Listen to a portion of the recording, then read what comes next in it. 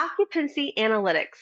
One of the trends that came out in the first annual State of the Space Management report, Lessons from Leaders, that was released earlier this year.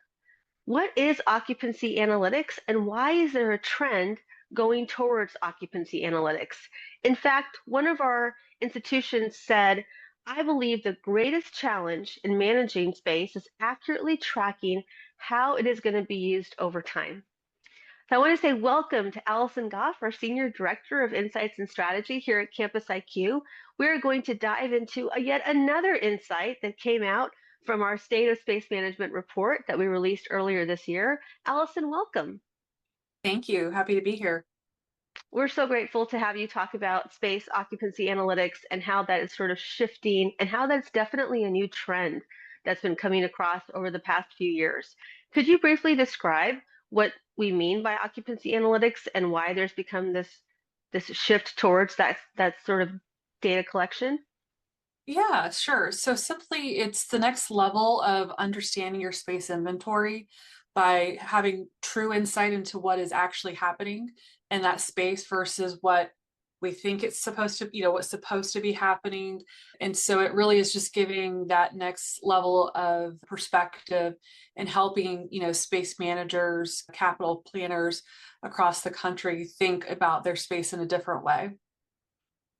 How, what are some of the key takeaways that you're seeing maybe 6 months in with an institution, maybe a year in terms of being able to shift to sort of this way of capturing information and being able to make informed data decisions based off of that? Yeah, no. So I think one data point from the report that seems kind of obvious, but is worth talking about is that it was almost 97% of the institutions have their spaces cataloged. So they have a space inventory. That's table stakes, and I think that seems apparent. It's kind of like a duh, if you will.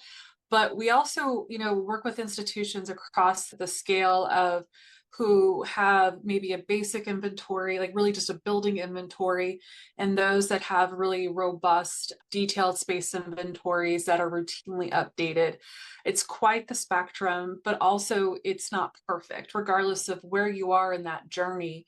And so that's really what I think comes through when we're first working with an institution, whether it's when they're, first onboarding or if they're expanding, the inventory that they're monitoring occupancy, is you start seeing the cracks in the legacy system of how we collect space inventories, how we manage that. And so I think what is helpful when you start looking for occupancy and how do I incorporate that into my business process is this gives you an opportunity to rethink your inventory. How do we manage this? How do we collect this data? And so another data point that I was pleasantly surprised to see is that almost 60% of the institutions reported that they were using occupancy, data, whether it was through Wi-Fi or sensors. And so I think it's just the technology's there. So it's no longer it's not a technology problem. And it's like, how do we manage our inventory and still gain, useful information from the occupancy analytics? And that's what we really spend, that 6 months in, that how you framed it is, do we have confidence in our inventory? And then if not, how can we, update that accordingly? I was actually talking to a customer of ours a few weeks ago. They operate a community college out in Florida, and they have many, many, many campus locations. And it was a fantastic conversation where he very articulately explained, hey, we were doing space inventories. We get a space inventory done. It's static. We would go into a conversation a week later, and the number one thing that would come up, that data is kind of old, or that was last week or that was last month. It's actually not accurate.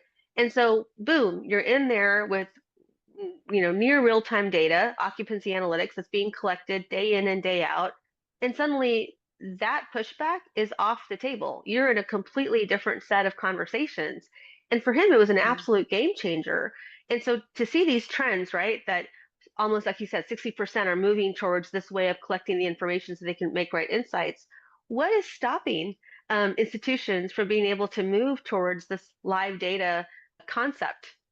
Mm-hmm.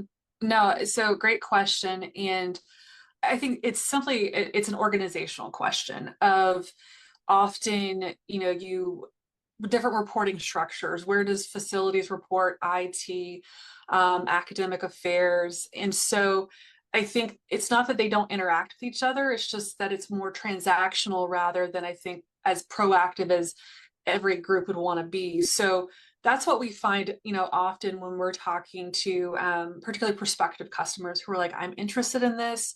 I know that this is the future. This is where we need to be. And honestly, like so many people we talk to don't want to be behind, but they see, how the barrier is, how do we operationalize this? Who owns this? And that's something that, is becoming easier to navigate because we have so many customers, whether they're CampusIQ or using other solutions that are showing how you can do it. And it's not an all or nothing. And that's what I really want to tell people, that this, I'm going to say this until it's not true.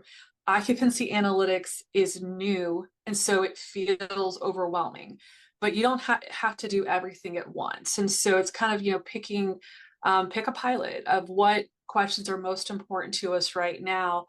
And that's what I find has been so successful with a lot of our customers is that they start small, and small can be 500,000 square feet or it could be 5 million. It depends upon, the size of your institution. But then they work through their own process. And so they see, okay, this is what it's going to take on our end.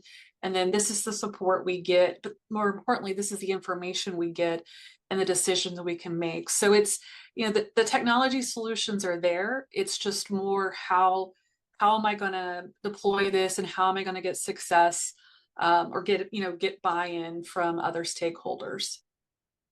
Excellent. You have an opportunity to work with so many institutions and you've seen them across these journeys. I think this advice of starting with pilots, understanding what their perspective of the floor looks like, of where they start and how they can build on that. Could you please maybe identify one or two of these new metrics that folks are using and sort of how they give color to what's happening across their campus? Yeah, so we try to balance with legacy metrics such as the fill rate. That is something that has existed in the higher ed space world for quite some time. And then we also introduced the people minutes per square foot, which is essentially looking at the intensity of usage of a space. And that could be, a single room to a floor or a building. And then we also have the occupied rate, which is simply just is anyone present in the space?